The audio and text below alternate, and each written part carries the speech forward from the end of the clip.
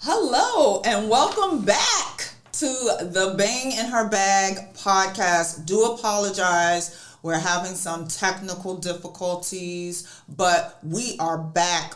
We are definitely here. So I'm not going to prolong this event. I know that you are here to hear Miss Myra Gibbs speak about her journey and her beautiful, wonderful son, Zion Gibbs. And so without further ado, I would like to welcome you to the Bang in Her Bag podcast. Thank you. Thank you. It feels good to be here. Good. I'm so glad. Yeah.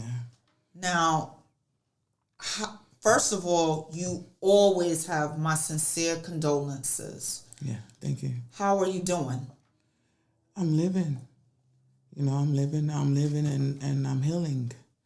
And I'm doing good. It's good to be here. I'm so glad that you're here with me.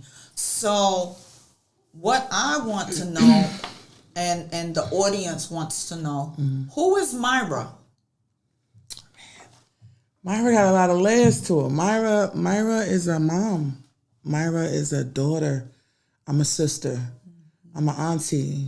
Auntie Bay, best aunt ever.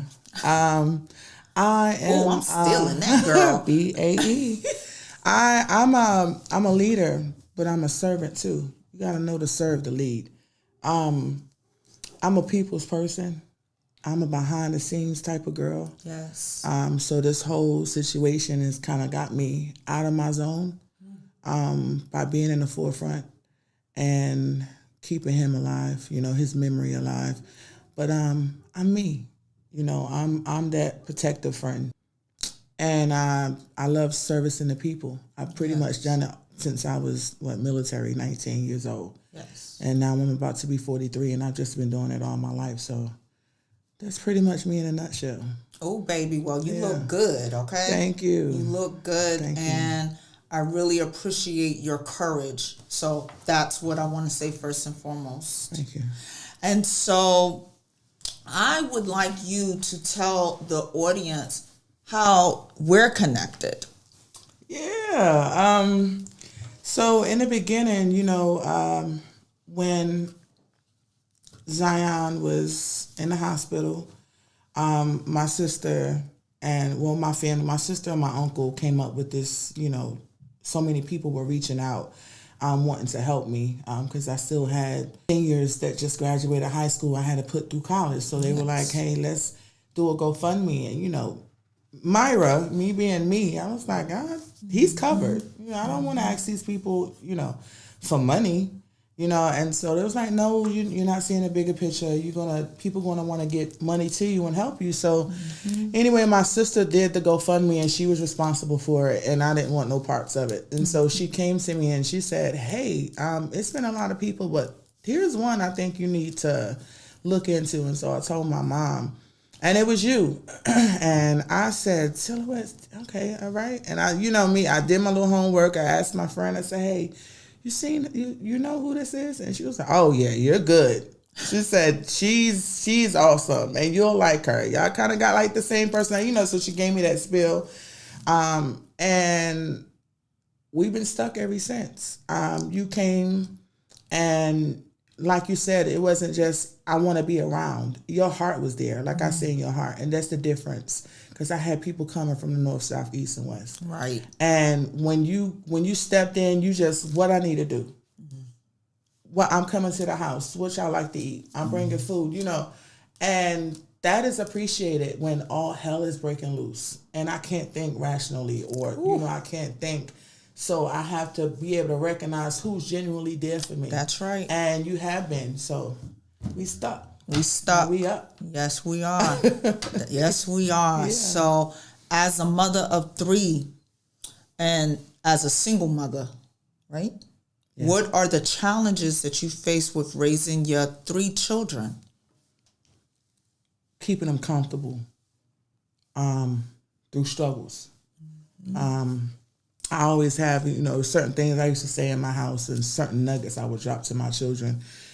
And I always tell the people I made it look good. Yes. You know what I'm saying? Like, I think the biggest struggle that I had is because I came from a 2-parent environment. Yes. So I try to be half of what my mom and dad, they're still married to this day, gave me and my siblings. The struggle, I think, laid more on raising boys, right? But thankfully I had male figures, that was able to cover them and help me in person, their dads wasn't, in another state.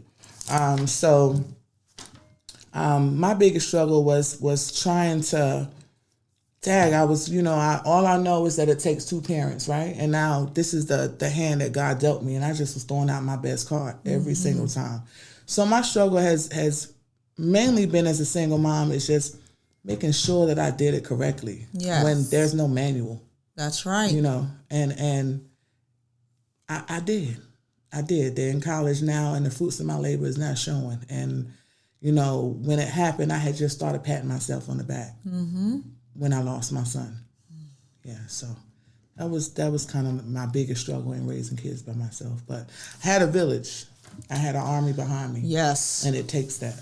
And it absolutely does. And shout out to the village and the true villagers, right? Yeah. And so I do know that last year you were a 911 dispatcher. And of course, I got to learn that when I attended the service for Zion. Yeah. And so what made you become a 911 dispatcher? So I always pick those jobs everybody don't do or can't do, right? For some reason, my sister always say, only, you would do that, But for a long time, when I was in my 20s, I wanted to actually be a forensics investigator, right? And then, had kids and I got older. So 911 to me was just the thrill of it. It was watching the show. It's not the shows though. Don't watch the shows. But it's watching the show. But then it's more so I told you I'm behind the scenes. So we're the first responder. So I was able to help the people, and send the help quietly. The hero behind the scenes. You never see us. So I was able to help people still, but just on a level that I wanted to help, and it was kind of behind the scenes. So 911, I thrive with 911, and it's fulfilling. Yeah.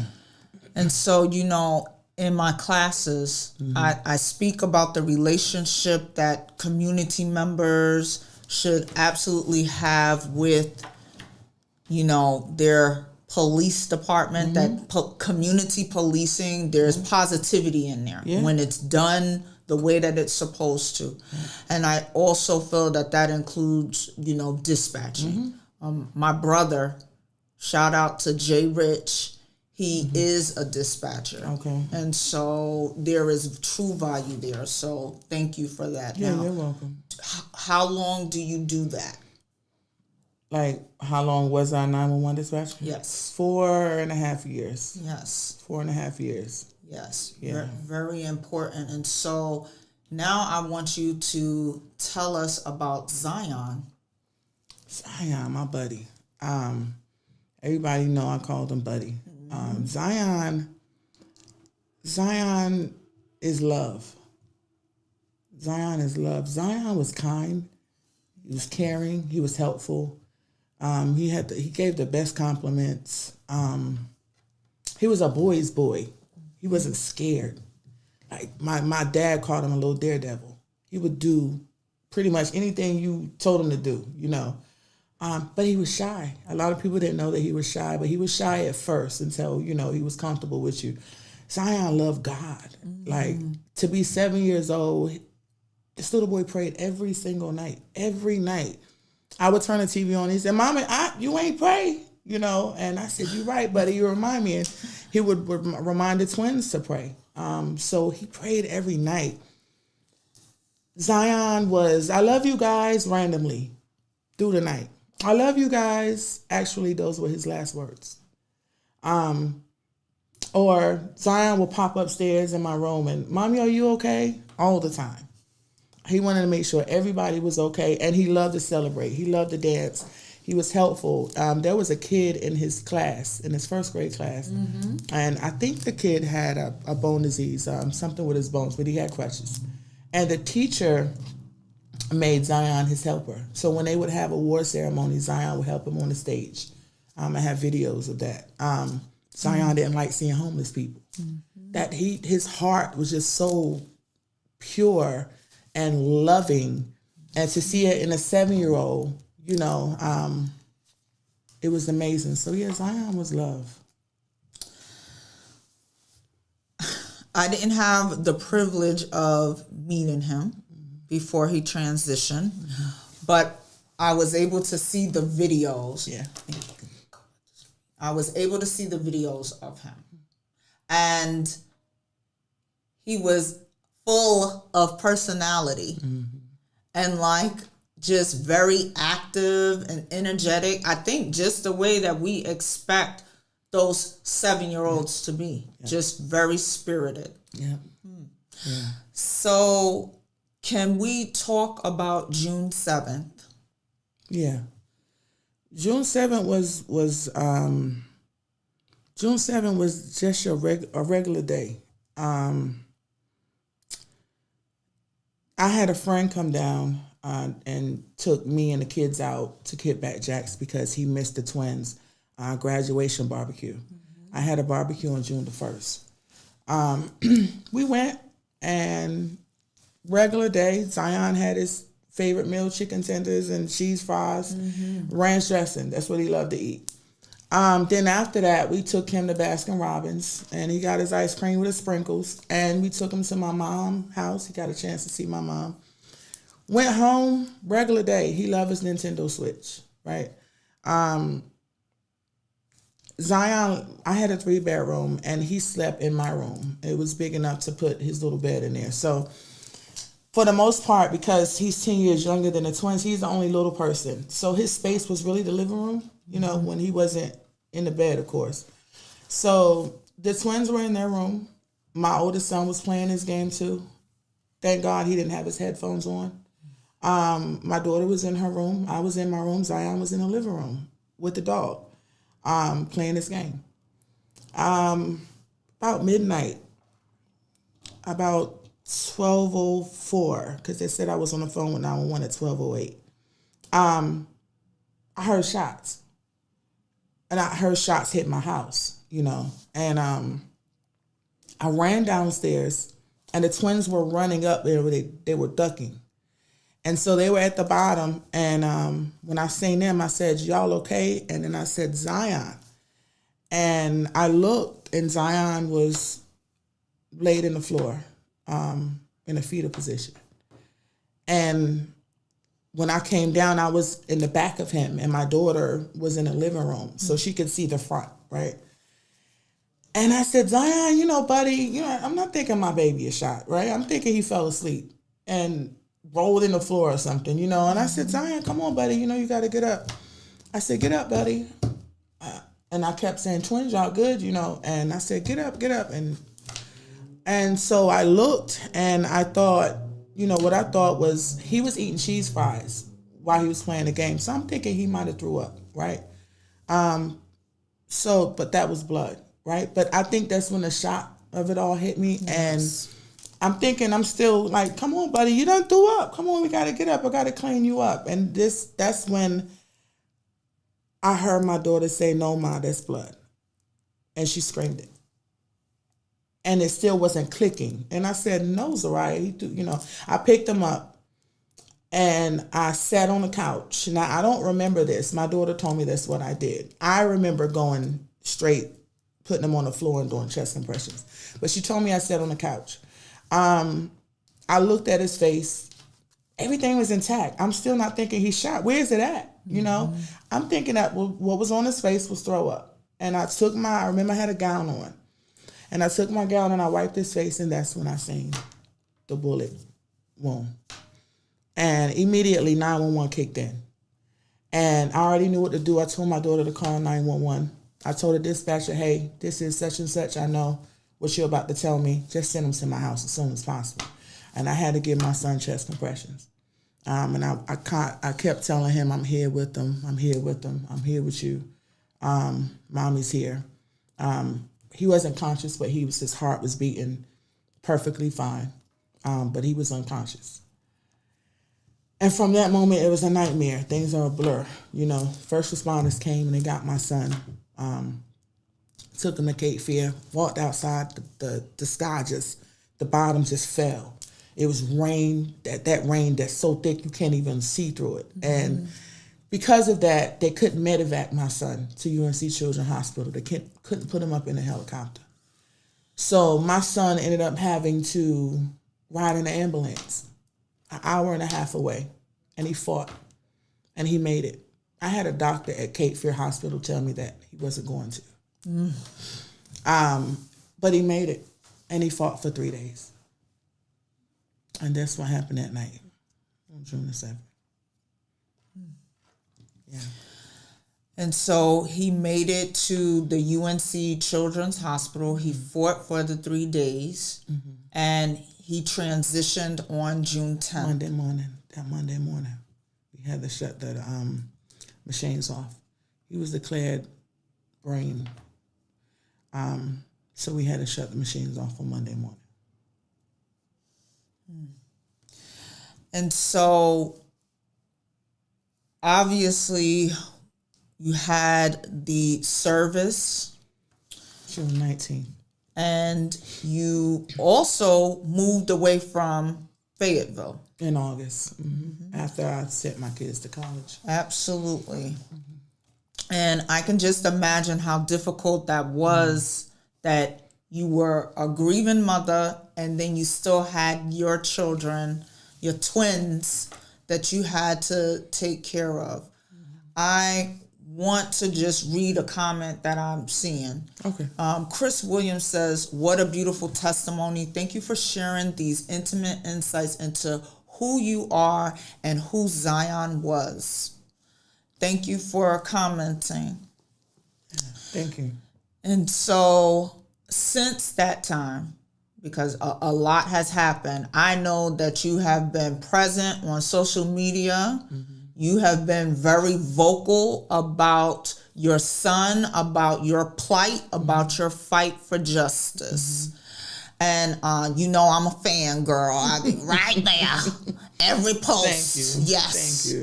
I'm there. All right, but we're locked in. Yeah. All right. Yes, we are. So there were 2 arrests. Right. So let's talk about that. Right. There's a 19-year-old female driver, and there's the 20-year-old male shooter. The 19-year-old female driver was originally arrested on October 31st, Halloween. Her first charge was accessory after the fact. They ended up giving her a $200,000 secure bond, in which someone got her out in about 3 days. And feelings about that, I was, of course, frustrated. But my mom said, "Myra, she's out. She ain't free." And I held on to that, and I said, okay, and I kept on going. On Zion's 6-month anniversary is what I call it. 6 months to the day, the 10th of every month. That morning I woke up, I was heavy in my spirit. I never forget it. When you walk into my condo, I have his Crocs, his favorite Crocs. He would always put them beside the door on the mat, and I have that now in my place now. So I looked at him and I just, I broke down and I said, "God," I said, "it's been 6 months, half a year, And I prayed, and I actually made a video on that morning. And later on that afternoon, the captain called me, Captain Streepe, I'm sorry. And he told me, he said, "Miss Gibbs, we have some news for you, an update on the case." And I said, "What you got, Captain?" And he said, "We have an arrest. We have another arrest. We arrested Sierra Chambers, and we have charged her with murder in the first degree and murder, conspiracy to murder." And I said, wow, when I was so heavy that day, and that was just a huge relief. I spoke to my investigator, Stephanie Barrerios. She was amazing. And she said, we may have more updates. Just, stay by your phone. Well, the next day, December the 11th, Captain called me again and said, hey, the U.S. Marshals had picked up into a report of the shooter. Murder in the first degree and conspiracy to murder. And I said, Merry Christmas and happy birthday, Zion. Because I promised him that it was going to happen before the end of the year. And it did. Amen. It did. And so last week, Wednesday, there was a bond hearing for the both of them. And you were able to face your son's killer. And I say killers. Yeah. All right. So I want you to tell us about that. Yeah, so it was supposed to take place in February, right? The victim's advocate and the ADA, they rescheduled it 2 different times. So my feelings, they raw, right? So it's like, I got to see them this early, right? So it ended up being March the 12th, which was last Wednesday. And I prepared myself mentally. I said, now I have to, look, I hear the people saying, Myra, you're strong. Oh, Myra, you carrying this for grace. I said, y'all don't understand. I got to see who was responsible for this pain, And I didn't know how I was going to react. I didn't know, because I'm a woman. I'm human. I'm human first. That's right. And I know I prayed, and I had people pray for me. Yes. And I said, God, the same strength you gave me at his service to speak, I'm going to need that same strength. And so the feelings that I thought I was going to have, people may not understand it, but I wanted to get it out to the people. Yes. I wanted to be mad. I wanted to turn over everything in that courtroom. Let's be clear on that. But when I seen this young man walk in this courtroom, I didn't see a monster. I thought I was going to see a monster. I locked eyes with him to see a soul, right? To see if I seen a soul. Because I was a CO and I seen killers. Yes. There's a look, right? And I looked at him, and what I saw was a scared, young, misguided, lost boy. He don't even look 20 years old. That's what I seen. And at one point, I was confused because I wanted to be mad. I'm like, come on, Myra, get it together. What's going on? Right.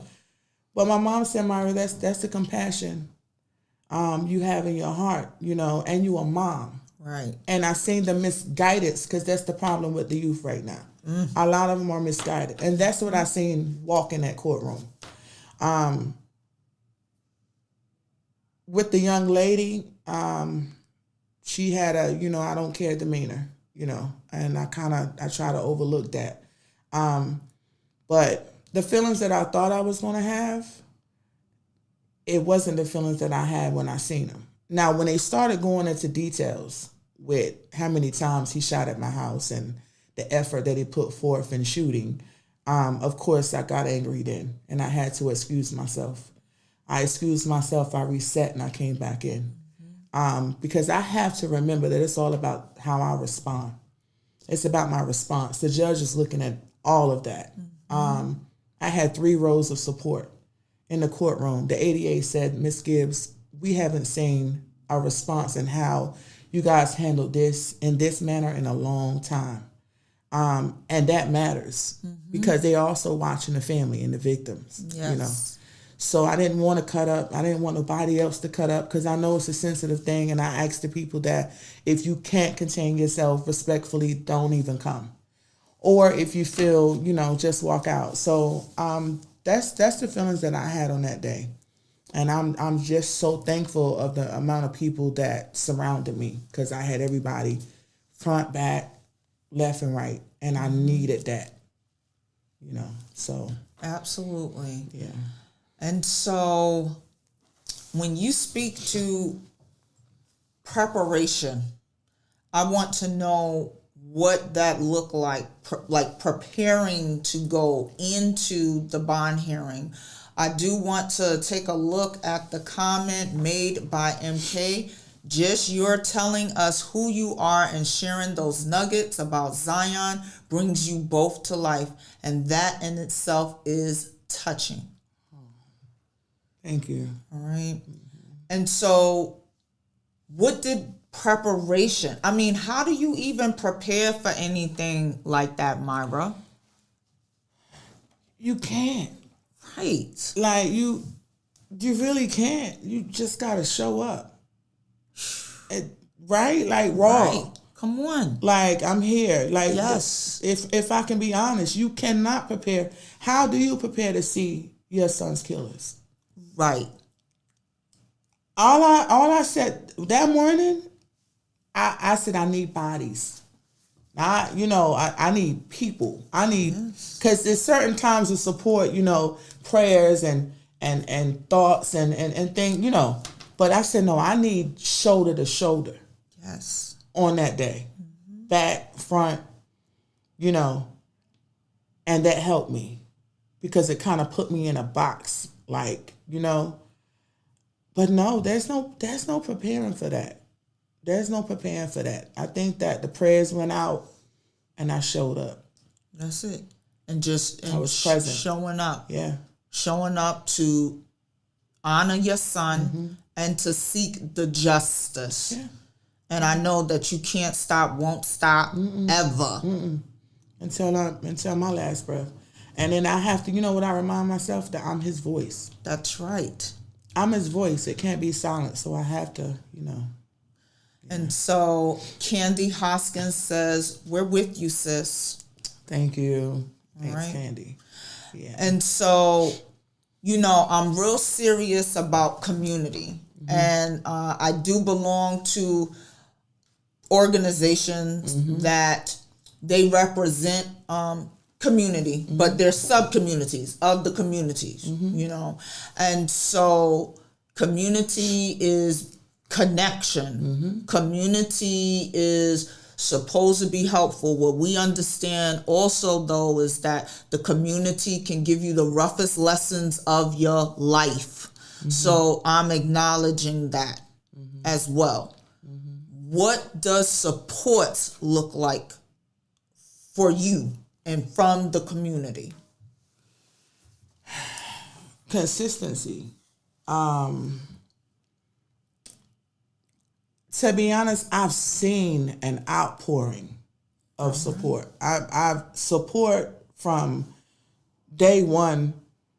My family, we didn't have to do anything for the most part when I was planning my son's service. Support for me is don't forget. That's why a lot of times I push talking about him on social media every day. Yes. Support for me don't necessarily mean that you have to physically be there. I often have people text me every now and then, right? Myra, I'm thinking about you. Myra, I'm going to cash app you and go get something to eat or something like that. Support has come in so many different ways. And the funny thing about it is that before this has happened, I pride myself in supporting people, right? I do it. Support to me is from the heart. Yes. It's an action. It's not just a word, it's a verb, right? Support has been great. I've had so many different organizations help me, that it's amazing, But then I'm gonna be honest with you. Come on. With losing a brown boy in this community, 7 years old. There's a lot of powerful people here in Fayetteville. Yes. That I didn't hear from. But the amount of support that I've gotten have overshadowed that. But some people that you actually expect. Business owners, people who are, well known in the community. I even had responses, I didn't know about it. What? I'm sorry, he was only 7-year-old that was taken from here. So I did have a problem with that. I had a problem with BLM. When does it matter? Why isn't a community outraged? Why people are not still mad? Because Zion wasn't just taken from me. Zion was taken from the community and the world. We don't know what this baby would have been. He never had a chance Why wasn't more people mad, upset? Yes. During that time, of course, I rose above the grief a little bit since then. Mm-hmm. So back then I just was embracing all the love I was getting. But now I sit back and I think, right? And I said, when does it matter? And by all means, it's peaceful. It's a peaceful thing. If somebody want to do something peacefully, a walk or anything they wanted to do, they could have, but do it in peace, Right. But I sit and I look and I said, all of these people that have this influence in this city, it's only 200,000 people here. Mm-hmm. Let's be honest. Where were they at? So support to me is don't do it. People want to support when it hit their front door. That's right. They don't necessarily, it don't affect them unless it hit their family member.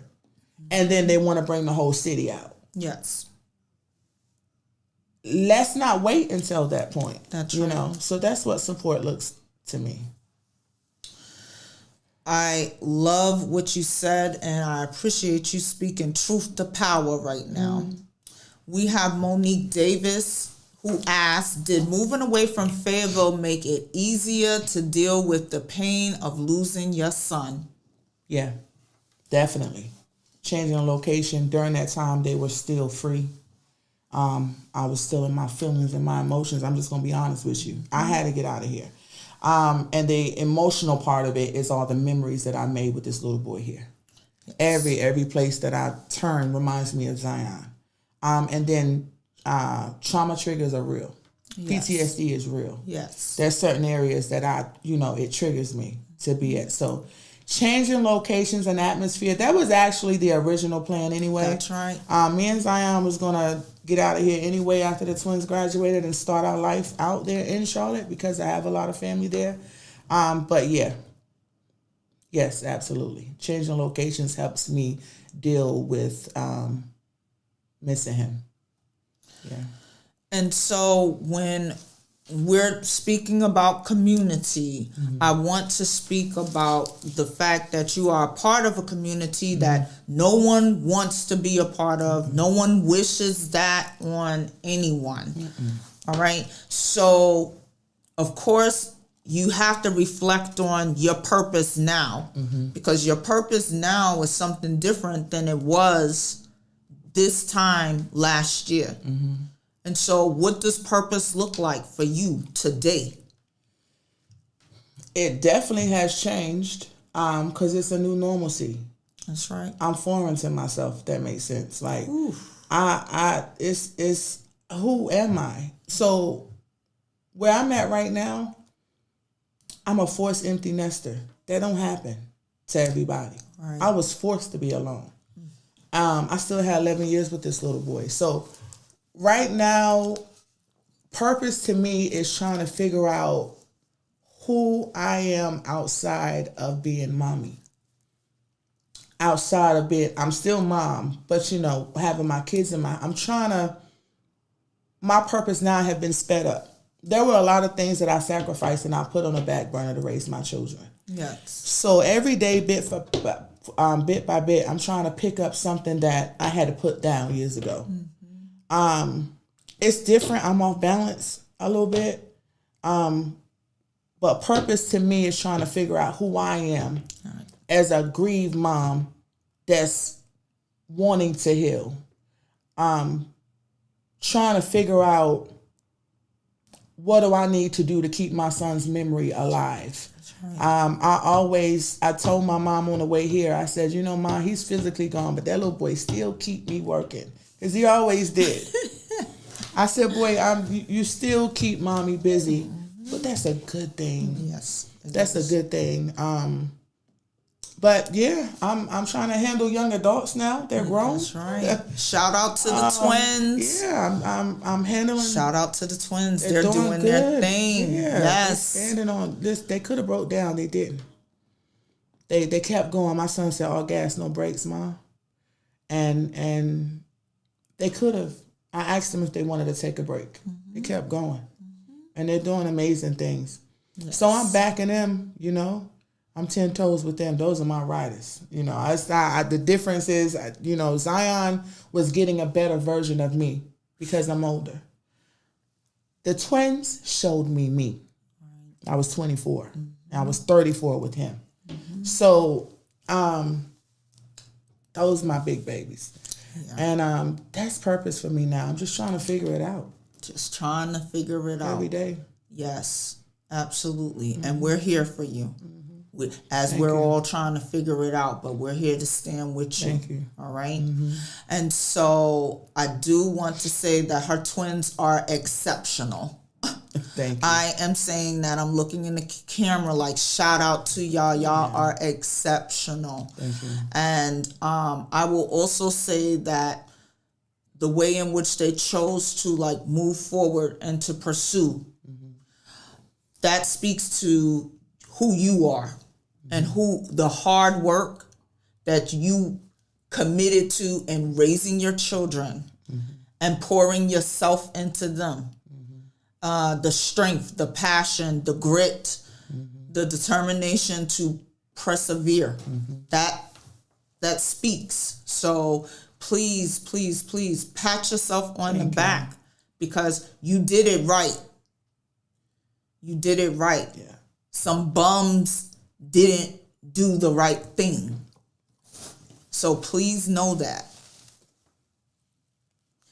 Now, my sister, how can we honor Zion's memory?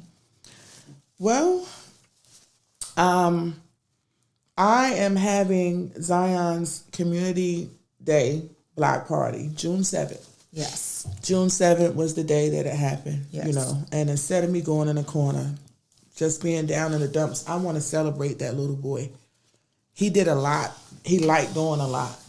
So on June 7th, I haven't picked the venue yet, but I got a lot of people, thank you, a couple of other people that's come to me and say, hey, whatever you need me to do.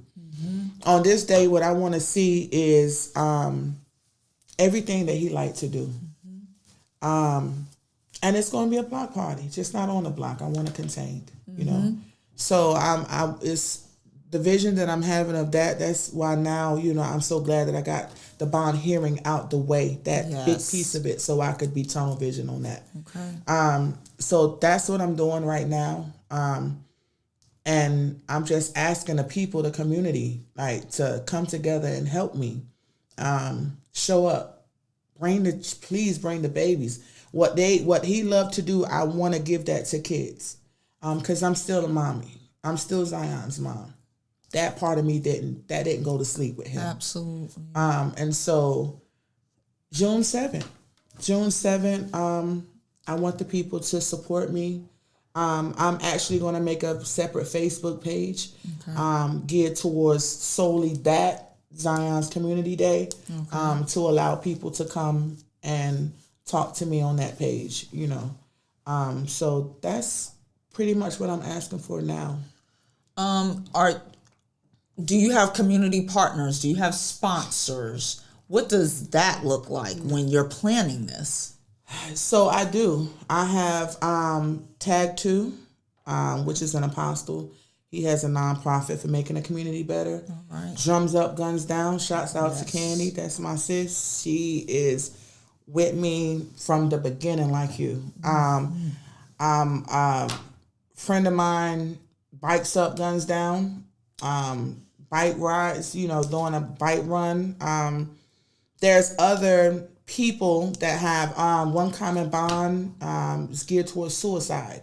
All of these things that different people, I don't like naming names because I be leaving people out, but it's so many. But all of these different organizations, like you, the firearm training, there's a difference. People need to know how to use a weapon. I don't want people just to come and just have fun. I want people to be aware. I want to bring awareness. Yes. So a lot of these different organizations that have come to me, sponsors, things of that sort. No, I haven't got down to the nitty gritty of it yet because I was trying to get the bond hearing out of my vision. Absolutely. But now it's gone and I'm tunnel vision on that. When we leave here, I got to go and sit down with a few people. But their organizations are just all connecting to the real pandemic, which is gun violence. Yes. So yeah, a lot of organizations from church leaders to the kids, they are reaching out to me and saying, "Hey, I'm there," and it's appreciated. Okay, and that's what I want to hear. So thank you for answering that. And so I already know that you already said that you don't like to name names. You don't want to miss anyone, but I want to know if you have any shout outs for anyone. I do. I want to shout out your mother. Girl, I mean, call me girl. Yeah. But do you have any shout outs? Yeah. Mom. Yeah. My mom, that woman is the epitome of strength. You know, as a mom, we fix things, right? We fix things. Yes. She can't fix this. And I often tell people, hey, don't leave her out. And my dad, I said, don't leave her out. I said, because she is watching her daughter go through something that she can't fix. Right. Every day before I moved, my mom hugged me in silence. Every morning, she would come in and she would hug me. And she don't understand, excuse me. It's all right. Just what she was breaking up with the hug. I said, your hugs are anointed, girl. You know, I always. That's true. But, you know, my mom is the mom of all moms. She's not just because she's my mom, but she's just so positive. And she always try to find a good in anything bad, you know, and that's her. And I try to be half the woman she is. My dad is my rock. Shout outs to my dad. Yes. You know, it affects men differently. They process things like this differently than us women do. So strength and shout outs to my dad. You know, my siblings, my immediate family, they have been there and they have covered me. Yes. Friends, people that I have adopted, people like you and Drums Up, Guns Down. Thank y'all so much. Candy Hopkins. Gilbert Bays. Gilbert Bays was, I had so many reporters that came to me, of course. They just wanted a story. I said, nah, he's not just a story. That's my right. Baby. That's right. So Gilbert Bays and WRAL, ABC 11, the many people in the community. Damian Massey, Apostle Massey, the many people that are praying for me, you yes. know. The first responders that worked on my baby. My old co-workers, my supervisors, my superhero.